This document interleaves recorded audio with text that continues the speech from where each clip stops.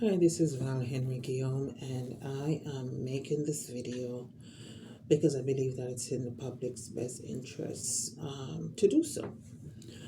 Um, this video, I'm going to be focusing on York Region, and I'm going to be focusing on some regional staff there, and I'm also going to be focusing on a housing provider and the relationship between the housing provider and the regional staff, where there's a conflict of interest. And this situation needs to get out to the public, so I am making this video public. Sometimes the only way to bring about change is to bring this matter before the public. Okay, so because a lot of time they do things that they're not supposed to do. There's a word for that. It's called municipal corruption, but then that's another video. Although I will touch upon that a little bit in this video. I'm also going to be making a second video, and that's going to involve the regional councillors and what I've seen to be a violation of the code of conduct with the region or with the municipality. So I'm going to start off by talking about the regional staff. Now, this has to do with their relationship with the housing provider, which is the Salvation Army, and in particular regarding a particular shelter called Belinda's Place. And I'm exposing what's happening there. I'm exposing the alcoholism. I'm exposing the racism. I'm exposing the inactions by regional staff to hold this housing provider accountable, especially for not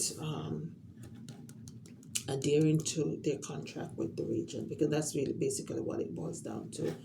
They have a contract with the municipality to provide this service on behalf of the local government, and so there are certain conditions, especially under Section 83 of the Housing Services Act. So what I've witnessed is that they've violated at least two part of that section of the Act. And Section 83 is called triggering events, and any violation under that Act are grounds for their contract with the city, with the municipality, to be revoked. Okay, so there's a concern in regards to them not adhering to certain basic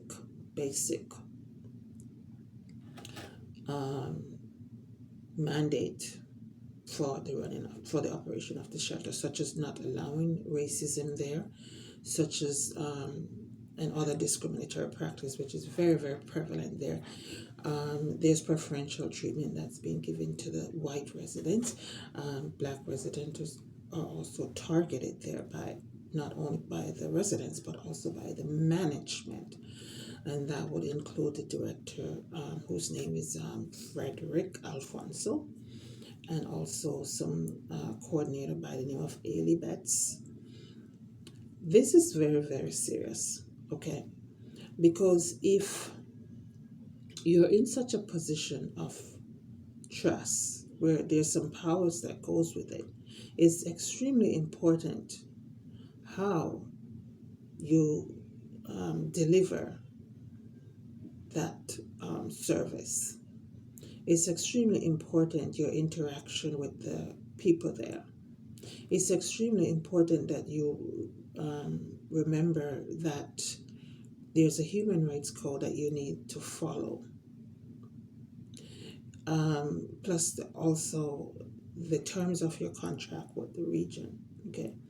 What I found is that these people, both at the regional staff level and also with the management, is that their attitude is that they are above the law.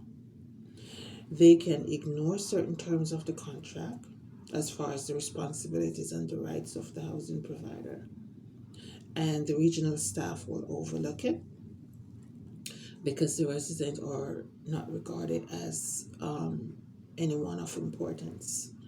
What they seem to forget is that this is a public um, this is a public service that they are mandated to provide to the public.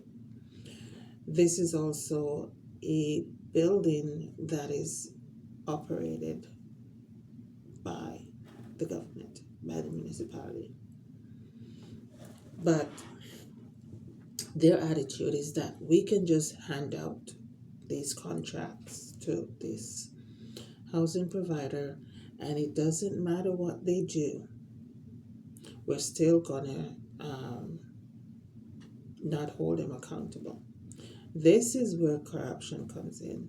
Okay, there must be some kickbacks to these regional staff for them to really go so far to overlook some of these things and say, well, we're not going to hold this housing provider accountable.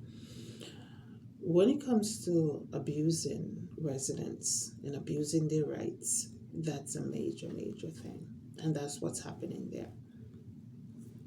So, Black residents are targeted by the white residents, and I put the blame 100% on the director, Frederick Alfonso, because he gives preferential treatment to the white residents. Okay, he's also doing things that he's not supposed to do as far as the operation of the shelter. For instance, he's using the shelter as a long-term resident place rather than as an emergency shelter. So people are there for a year and a half and all of these things. Now keep in mind that he cannot do that without the consent of the regional staff. So there's something going on between them and the management there. Okay. The people there, the white ones, are not encouraged to get housing. They sleep in bed all day, certain ones, and this is okay by the director. Okay, they're not encouraged to get up and go out and look about the housing or their financial situation that would lead to housing. They're not encouraged to give up any of their prejudices that they have towards other groups of people, and they have a privilege there and they expect that white privilege at the shelter. This is being condoned by the director, Frederick Alfonso. I had to bring this to the attention of the public because it's absolutely necessary to do that. I'm going to name the people at the region who, the regional staff who are in league with him as far as them not following the mandate to fulfill the agreement of their contract with the region. You know, this is not the first time this has happened. The neighboring municipality of Durham region last year cancelled the contract with the Salvation Army regarding one of their housing programs for these very same reasons: mismanagement, not complaints from residents that leads to harm to those residents. And this is the case with this particular place, Belinda's place.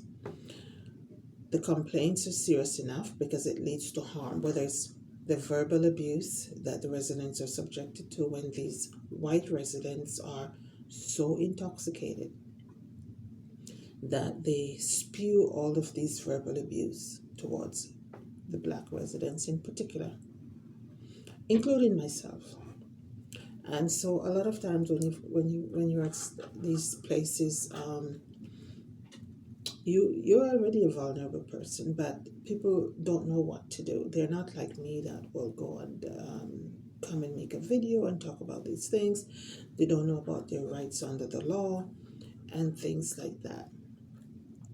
Now, I know I've made previous videos before, and I want to divert a little bit from this one because in my previous video, I was dealing with another municipality. And by the way, I have a case conference coming up on March 6th with the landlord and the region. And so we'll see how that's going to go.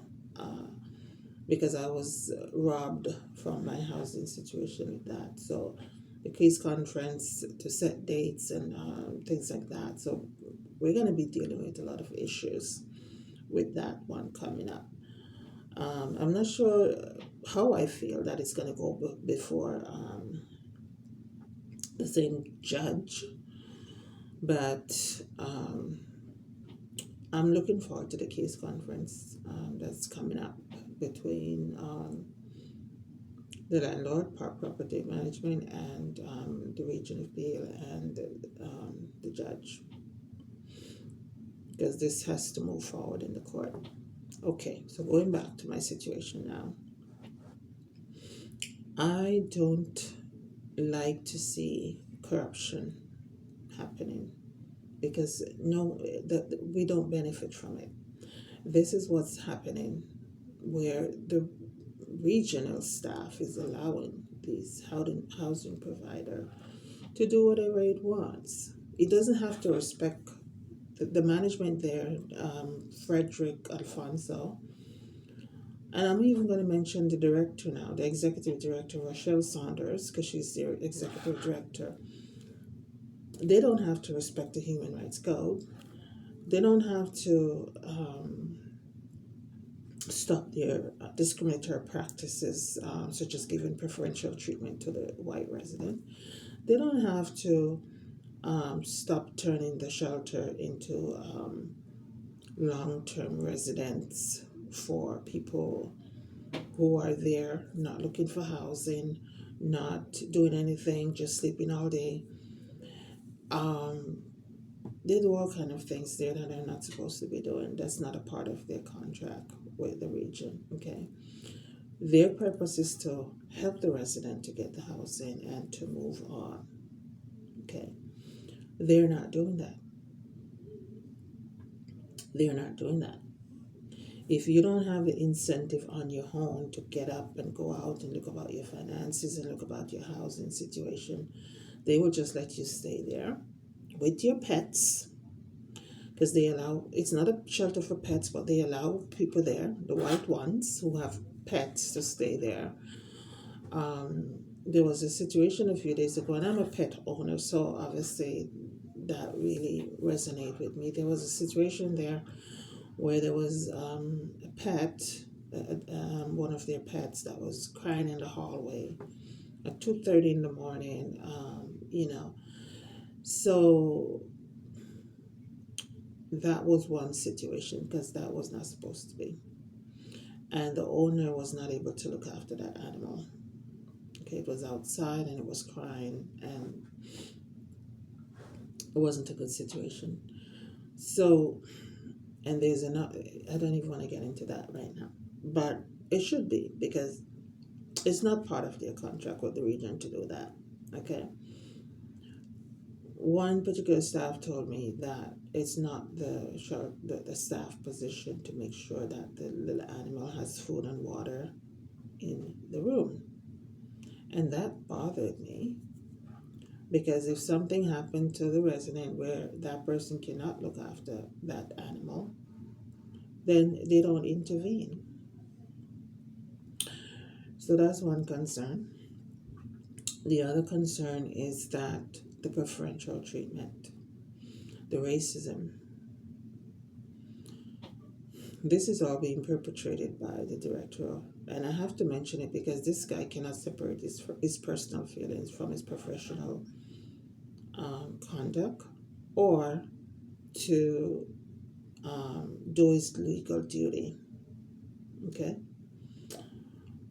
Because there is a legal duty that comes with his job. So I'm going to name the people at the regional level who are directly involved with that shelter, building this place.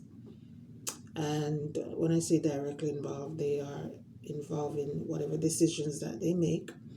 They also involve as far as implementing the policies and regulations and making sure that they follow the agreement of their contract with the municipality, which they have not done.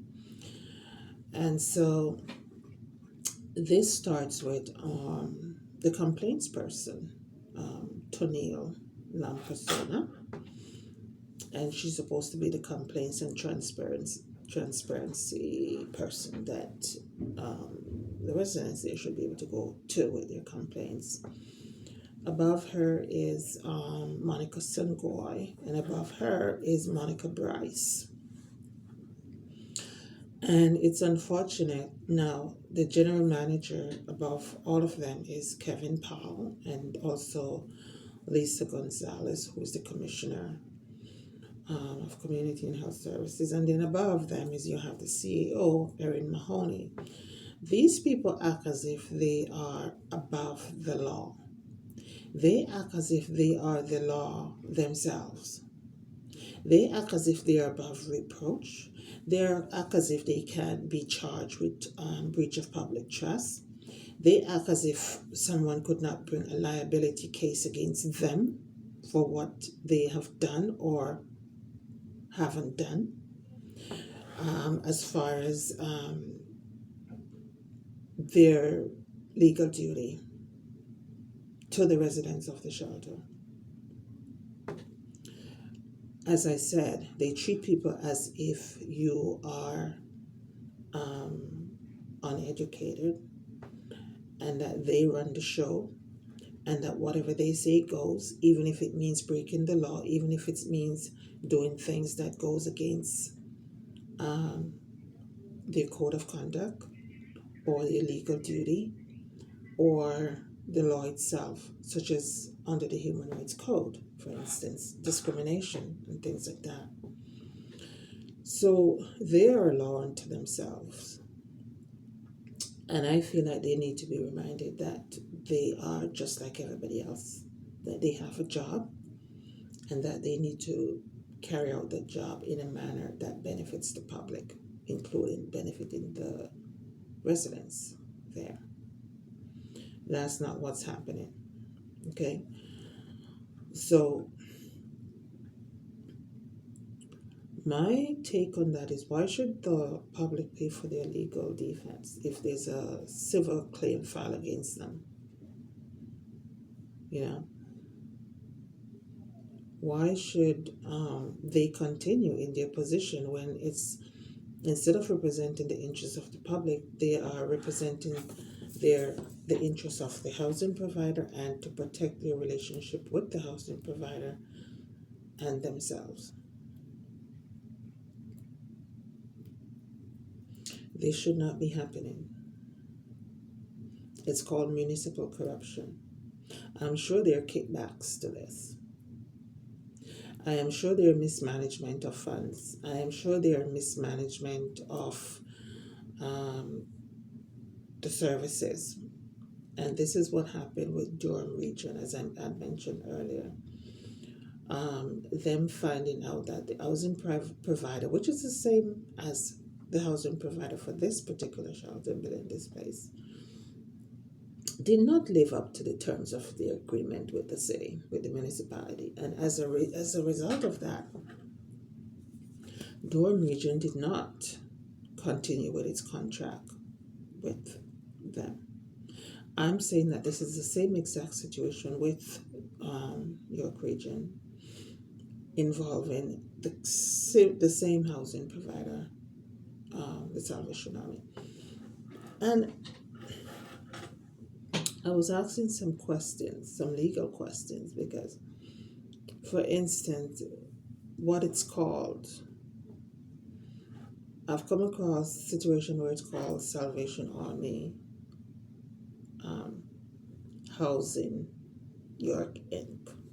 And I know that Housing York Inc. is a corporation that was created by the regional municipality to provide that housing service, not the Salvation Army.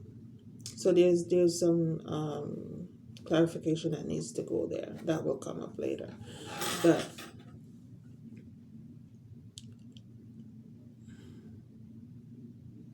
the situation where you have these regional employees thinking that they can do things that does not benefit the public because no one will see them. And some of the things that they do is to overlook what the housing provider is doing, which Durham region was not willing to do. But this region, York region, has been doing it and continues to do and continues to overlook what the housing provider is doing, such as open racism, preferential treatment to certain residents who are white,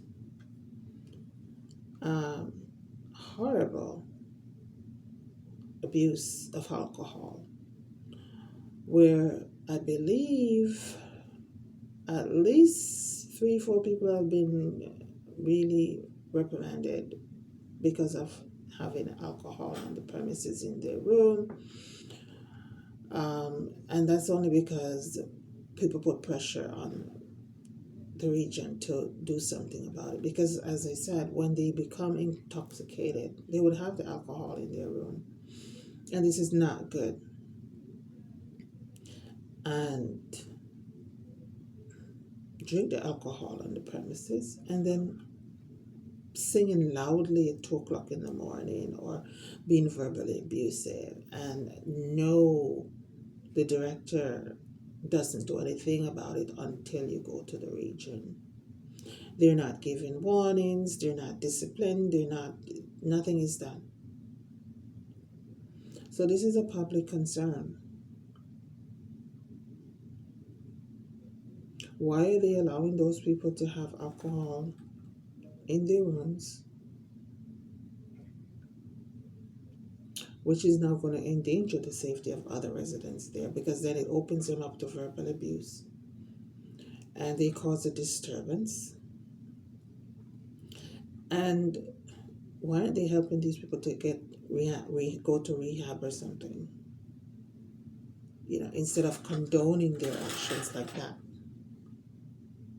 And the white residents who act racist, why are they condoning the action? And I'm directing this towards Frederick Alfonso, who is the director there. This Indian guy, who I personally think do not like black people. That's my personal opinion. I'm entitled to it. Because sometimes it's culturally based. People come here and people have preconceived ideas, white is at the top, black is at the bottom. And unfortunately, this is what I've seen from this guy. He gave these preferential treatment to the white people, and to the black people, they are still at the bottom. This is something that the region needs to look at, because he's projecting his own personal attitudes, his own personal stereotype, and it's affecting his professional judgment to deal appropriately with situations like that when it comes up.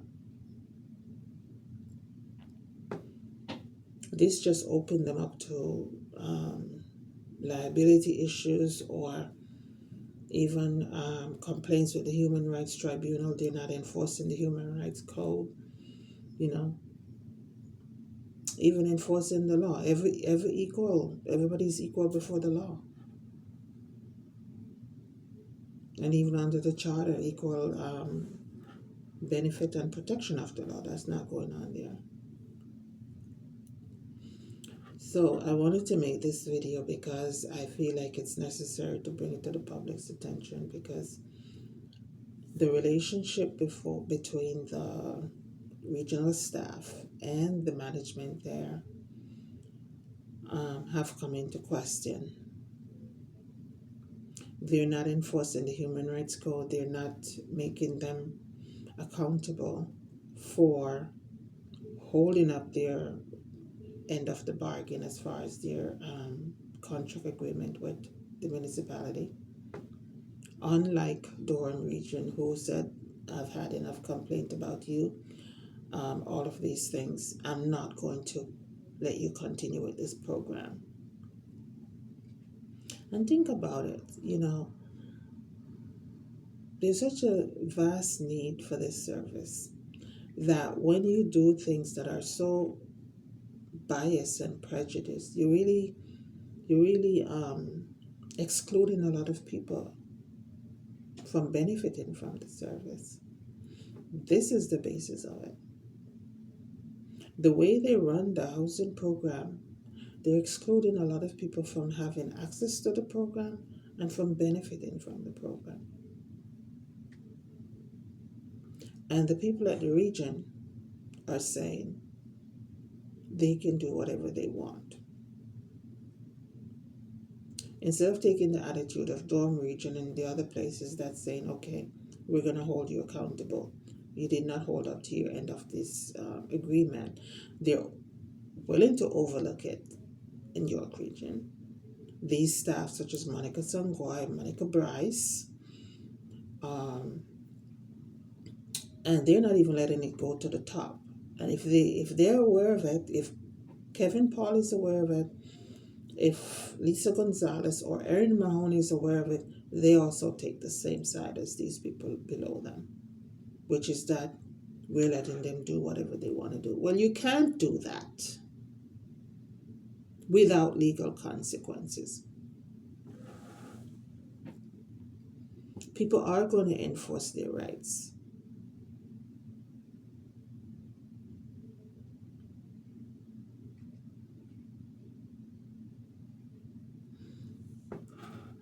I hope that in this video I was able to bring some of those issues to the public. And it all boils down to municipal corruption. That's what it is. You have a group of people who get into this agreement with this vendor, this housing provider, and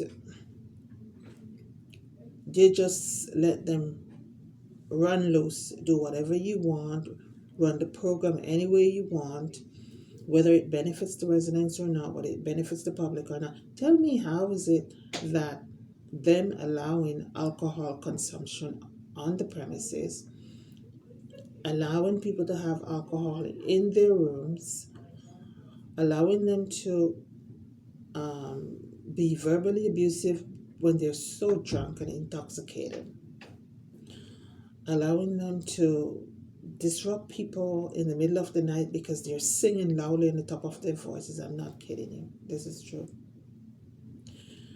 Allowing people to do those things, allowing racism to become so prevalent there that now the white residents think that they have this special privilege where they can say anything and do anything. There was a recent resident there who had some mental challenges, and that resident was so bullied by the white residents, and allegedly someone passed that information on to me that she was also assaulted twice. Someone passed that information on to me, that not only was she bullied, this black resident, that they also asked to leave, and that person cannot hurt a fly. As a matter of fact, she needs as much help as she could have, got, and they didn't help her. They kick her out after her being allegedly assaulted by those white residents. That's how bad it is under the management of this person, Frederick Alfonso. And then I'm going to make a video part 2 that exposes the regional counselors who is in league with these regional staff when they're not enforcing the law, such as making sure that the housing provider fulfill its responsibility under the terms of agreement with the municipality.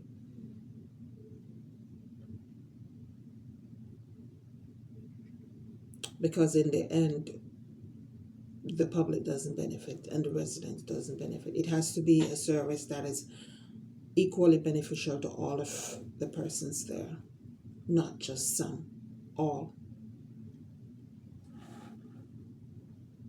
And that's why I'm making this video today. And I know that they do watch my videos, and I hope that they watch it. So yeah, this is my position on that.